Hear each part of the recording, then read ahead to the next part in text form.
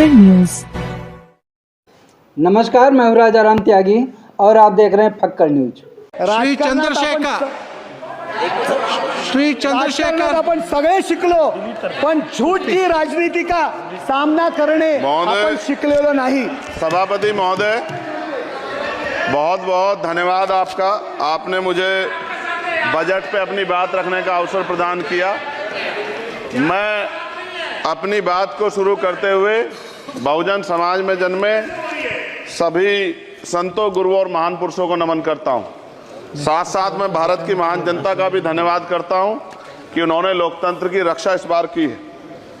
सभापति महोदय, पिछले 10 सालों में सरकार की नीतियों के कारण गरीब और गरीब हुआ और अमीर हुआ है, यानी गरीबों और अमीरों के बीच फासला बढ़ गया है।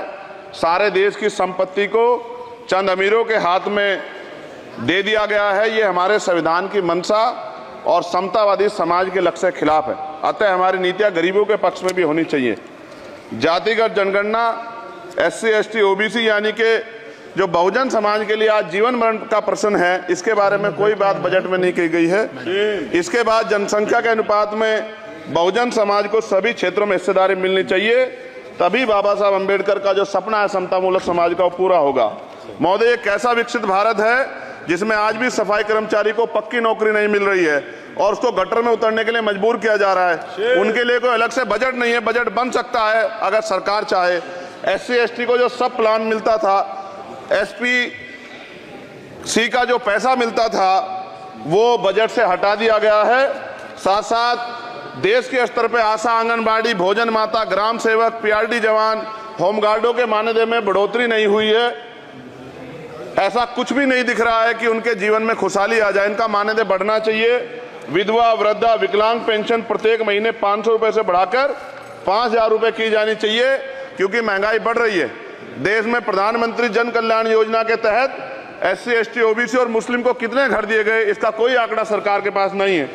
देश में इसी तरह SC, ST, OBC के लिए कितने परिवारों को शौचालय की व्यवस्था कराई गई। आज भी सिद्धार्थनगर जैसे जिले और तमाम जिले जो हैं, वहां शौचालय की व्यवस्था नहीं है। इस पे ध्यान देना चाहिए। देश भर में SC, ST, OBC के जो रिक्त पद पड़े हुए हैं, बैकलॉग भरना चाहिए। सरकार ने कुछ नहीं कहा।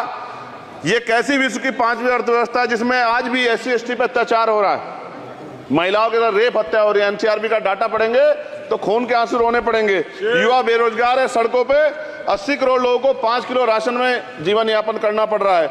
जो बजट SC, ST को मिलता है, मेरे दाएं तरफ जो साथी बैठे उनको बुरा लगेगा, कर्नाटक में 14,732 करोड़ रुपए इन्होंने दूसरी योजना में लगा दिए और मध्य प्रदेश में आपने 95 करोड़ रुपए जो है दूसरे बजट में लगा दिए। हमारा जो मिलता है उसको तो मत छीनो भाई। MSP की लीगल गारंटी कोई बात नहीं हुई है। किसानों को जो 6,000 रुपए मिलते हैं उसको बढ़ा के 12,000 रुपए करना चाहिए और फसल बीमा जो है उसका सारा प्रीमियम सरकार भरे, किसानों पर बोझ ना लगे। रिजर्वेशन प्रमोशन में लागू नहीं किया गया, पुरानी पेंशन को बहाल नहीं किया गया, इस पर चर्चा नहीं हुई। देश में मनरेगा समय न्यूनतम मजदूरी की दर 700 रुपए होनी चाहिए। समान काम समान वेतन पॉलिसी लागू होनी चाहिए। जो रसोई की चिंता करते हुए 500 रुपए प्रति सिलेंडर से ज्यादा के दाम नहीं होने चाहिए, जो महिलाओं को राहत मिल सके। बिजली के दामों में भी कमी होनी चाहिए। बेरोजगार युवाओं को 5,000 रुपए भत्ता मिलना चाहिए, जो बेरोजगार युवा जो है अपनी पढ़ाई या अपना खर्चा उठा सके। मैं अपने क्षेत्र के विषय में महोदय आपसे कहना चाहता हूं कि पश्चिम यूपी में नगीना में एक एम्स बनना चाहिए, एक IIT बननी चाहिए, एक IIM बनना चाहिए। नगीना लोकसभा में उद्योग धंधे लगने चाहिए। नगीना की कताई मिल जो है उसको पुनः शुरू कराना चाहिए। RRTC जो योजना है सरकार की, उसको मेरठ से आगे बढ़ाकर मुजफ्फरनगर, सहारनपुर से नजीबाबाद, नगीना होते हुए उसको नगीना तक ले जाना चाहिए। साथ साथ नजीबाबाद से मुंबई के लिए एक ट्रेन चलनी चाहिए और नगीना, श्योरा, किरतपुर में रेलवे के ओवरब्रिज बनने चाहिए। सभापति महोदय, सामाजिक न्याय मंत्रालय को 13,000 करोड़ रुपए दिए गए और जनजाति कार्य मंत्रालय को 13,000 करोड़ रुपए दिए, कुल 26,000 करोड़ रुपए, जो कुल बजट 48.20 लाख का लगभग 0.54% है। जबकि हमारी संख्या 25% से ज्यादा SC, ST की और बहुजन समाज की मिलाओगे तो 85% से ज्यादा है। और हमारे विकास के लिए सरकार 1% पैसा खर्च कर रही है, जो मिलना हमें चाहिए, जबकि मिलना हमें 25% चाहिए। ये ऊंट के मुंह में जीरा के समान है, कहावत हमने बहुत दिन सुनी थी। पिछले लंबे समय से हमारे साथ धोखा हो रहा है।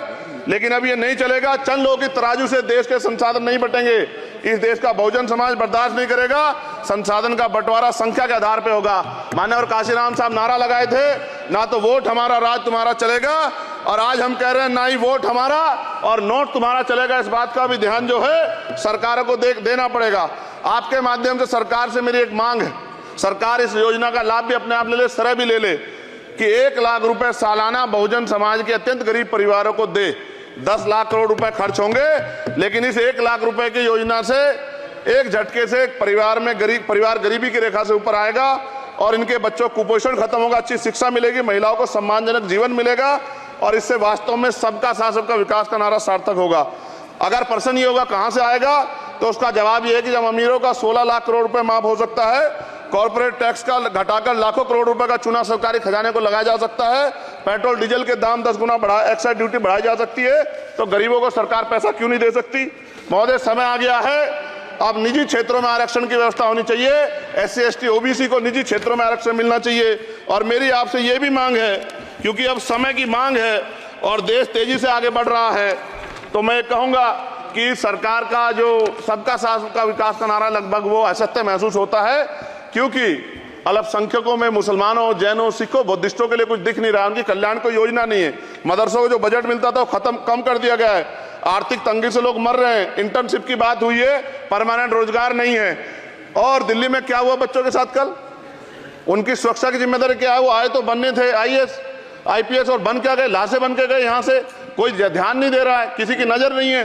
साथ साथ मैं आपसे ये भी आग्रह करूंगा कि हम ग्रामीण क्षेत्रों से आए लोग देश से बड़ा प्रेम करते हैं और हम ये महसूस करते हैं कि सरकारें हमें सुनेंगी, सरकारें हमारे बारे में सोचेंगी।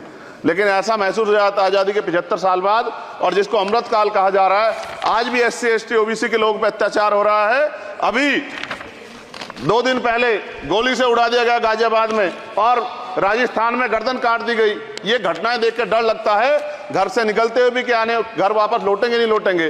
तो मेरा सरकार से आग्रह है, अगर आज़ादी के 75 साल बाद भी हमारी हत्या हो रही है, तो हमारी मां को भी दर्द हुआ होगा जब उसने हमें पैदा किया होगा, हमारी बहनों को भी हमारे खोने का दर्द होता होगा। कैसी कानून व्यवस्था है आपकी, सब कुछ है आपके पास, फिर भी जो है महिलाओं पर रेप नहीं रोक पा रहे हो, हत्याएं नहीं रोक पा रहे हो, गरीबों, दलितों, पिछड़ों, किसानों, मजदूरों की जान नहीं बचा पा रहे हो। किसान सुसाइड कर रहा है, नौजवान सुसाइड कर रहा है, और बड़ी बड़ी बातें होती हैं, इधर भी अच्छे लोग हैं, इधर भी अच्छे लोग हैं, लेकिन अच्छाई तब होगी जब जमीन पे भी कुछ काम दिखाई देगा। और जमीन पे महोदय कोई काम दिखाई नहीं दे रहा है। जब कोई योजना की बात आती है तो सरकार हमसे मुंह मोड़ लेती है। आप बताइए, एजुकेशन का बजट कम कर दिया, हेल्थ का बजट कम कर दिया। मैं अपने क्षेत्र में गया तो आप विश्वास कीजिए, डॉक्टर नहीं है, स्कूल में मास्टर नहीं है, और कोई भर्ती ऐसी नहीं जिसका पेपर लीक नहीं होता है। तो देश किस तरफ जा रहा है और इसमें नौजवानों का भविष्य क्या है, इसके बारे में हमें चिंता करनी चाहिए। और अंत में अपनी बात को खत्म करते हुए मेरा आपसे आग्रह और आपके माध्यम सरकार से आग्रह है कि यहाँ बाहर बाबा साहब अम्बेडकर की मूर्ति लगी हुई थी एक, वो करोड़ों लोगों की आस्था से जुड़ा विषय है, और आप विश्वास करो इतना गुस्सा है उसको लेके। मेरी आपके माध्यम से मैं हाथ जोड़ता नहीं हूं, लेकिन मैं हाथ जोड़ के आपसे आग्रह कर रहा हूं कि प्रधानमंत्री जी, सरकार से हमारी आग्रह कि वो अम्बेडकर वादियों के सम्मान का ध्यान रखते हुए, उनके जो है दिल की पीड़ा को समझते हुए, उनके दर्द का ध्यान रखते हुए उस मूर्ति को पुनः स्थापित करा दीजिए। अगर इसमें कोई राजनीतिक कारण अलग बात है, लेकिन मैं कंक्लूड कर रहा हूं। मगर मैं आपसे कहना चाहता हूं, इसमें बहुत गुस्सा है। जिस दिन अम्बेडकरवादी गुस्सा हो जाएगा, वो फिर इस सरकार को जो 24 में आ गई है, वो आने वाले चुनाव में ऐसा सबक सिखाएगा कि दोबारा पलट के नहीं देख पाओगे। तो मैं आपका धन्यवाद करता हूं, और मुझे विश्वास है कि सरकार मेरी बातों पे गौर करेगी और गरीबों के बारे में सरकार सोचेगी, गरीबों को आगे बढ़ने। खबर न्यूज।